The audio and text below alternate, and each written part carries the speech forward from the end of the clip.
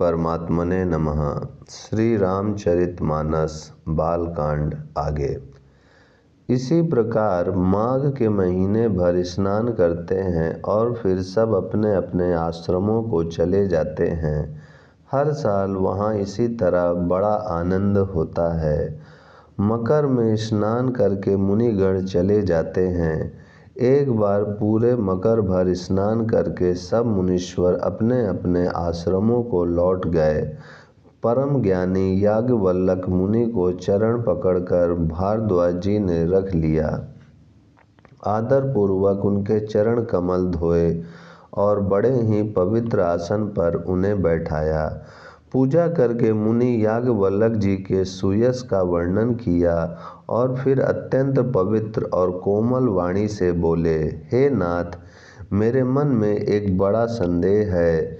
वेदों का तत्व सब आपकी मुट्ठी में है, अर्थात आप ही वेद का तत्व जानने वाले होने के कारण मेरा संदेह निवारण कर सकते हैं।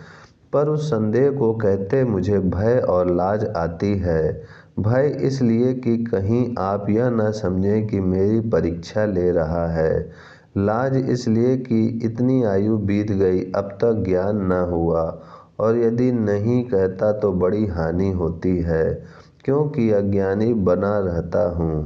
हे प्रभु, संत लोग ऐसी नीति कहते हैं और वेद पुराण तथा मुनिजन भी यही बतलाते हैं कि गुरु के साथ छिपाव करने से हृदय में निर्मल ज्ञान नहीं होता। यही सोचकर मैं अपना अज्ञान प्रकट करता हूँ। हे नाथ, सेवक पर कृपा करके इस अज्ञान का नाश कीजिए। संतों, पुराणों और उपनिषदों ने राम नाम के असीम प्रभाव का गान किया है। कल्याण स्वरूप ज्ञान और गुणों की राशि अविनाशी भगवान शंभु निरंतर राम नाम का जप करते रहते हैं। संसार में 4 जाति के जीव हैं। काशी में मरने से सभी परम पद को प्राप्त करते हैं। हे मुनिराज, वह भी राम नाम की ही महिमा है, क्योंकि शिव जी महाराज दया करके काशी में मरने वाले जीव को राम नाम का ही उपदेश करते हैं। इसी से उनको परम पद मिलता है। हे प्रभु, मैं आपसे पूछता हूँ कि वे राम कौन हैं? हे कृपा निधान, मुझे समझा कर कहिए। एक राम तो अवध नरेश दशरथ जी के कुमार हैं। उनका चरित्र सारा संसार जानता है। उन्होंने स्त्री के विरह में अपार दुख उठाया और क्रोध आने पर युद्ध में रावण को मार डाला। हे प्रभु, वही राम हैं या और कोई दूसरे हैं जिनको शिव जी जपते हैं? आप सत्य के धाम हैं और सब कुछ जानते हैं, ज्ञान विचार कर कहिए। हे नाथ, जिस प्रकार से मेरा यह भारी भ्रम मिट जाए, आप वही कथा विस्तार पूर्वक कहिए। इस पर याज्ञवल्क्य जी मुस्कुरा कर बोले, श्री रघुनाथ जी की प्रभुता को तुम जानते हो। तुम मन, वचन और कर्म से श्री राम जी के भक्त हो। तुम्हारी चतुराई को मैं जान गया। तुम श्री राम जी के रहस्यमय गुणों को सुनना चाहते हो। इसी से तुमने ऐसा प्रश्न किया है, मानो बड़े ही मूढ़ हो। हे तात, तुम आदर पूर्वक मन लगाकर सुनो। मैं श्री राम जी की सुंदर कथा कहता हूँ। बड़ा भारी अज्ञान विशाल महिषासुर है और श्री राम जी की कथा उसे नष्ट कर देने वाली भयंकर काली जी हैं।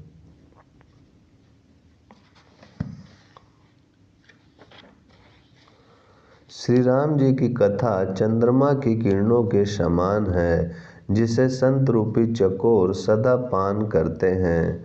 ऐसा ही संदेह पार्वती जी ने किया था। तब महादेव जी ने विस्तार से उसका उत्तर दिया था। अब मैं अपनी बुद्धि के अनुसार वही उमा और शिव जी का संवाद कहता हूँ। वह जिस समय और जिस हेतु से हुआ, उससे हे मुनि तुम सुनो, तुम्हारा विषाद मिट जाएगा।